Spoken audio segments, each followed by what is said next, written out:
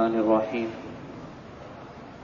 کاروباری معاملات سے متعلق ایک مسئلہ یہ عرض کرنا ہے۔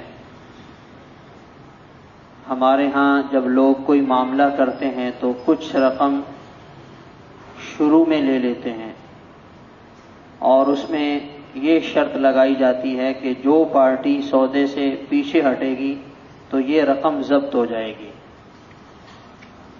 اگر بیچنے والا پیچھے ہٹے گا تو وہ اس کی ڈبل قیمت واپس اس کو دے گا خریدنے والے کو، اور اگر خریدنے والا پیچھے ہٹے گا تو جو اس نے ایڈوانس دے دیے ہے وہ اسے نہیں ملے گا۔ یہ شرط لگائی جاتی ہے اور یہ مارکیٹ کا بہت بڑا اصول ہے، تو ہمیں یاد رکھنا چاہیے شرعاً یہ کرنا جائز نہیں ہے، حرام ہے۔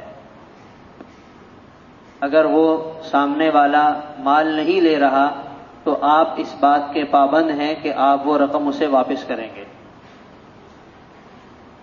لوگ سمجھتے ہیں کہ یہ ہمارا حق ہے، تو اگر کوئی اس کام میں یہ کرتے ہوئے کسی کی رقم دبائے گا تو دنیا میں تو وہ مالک بن جائے گا، آخرت میں نیکی کی شکل میں واپس کرنی پڑے گی۔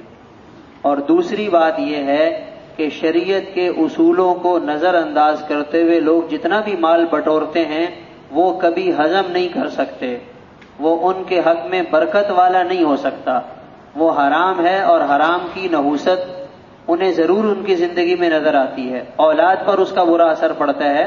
تو اس لیے شریعت کے اصولوں کو ہم نظر انداز نہ کریں۔ اللہ تعالیٰ نے ہمارا رزق حلال اپنے خزانوں میں لکھ دیا ہے اور وہ ہمیں ضرور مل کر رہے گا، کوئی دنیا کی طاقت وہ ہم سے نہیں چھین سکتی ہے۔ تو حلال پر آدمی اکتفا کرے، حلال کھائے، حلال کھلائے، اس میں دنیا کا بھی فائدہ ہے اور آخرت کا بھی۔ اللہ تعالیٰ عمل کی توفیق عطا فرمائے۔ اللہم صلی علی وسلم۔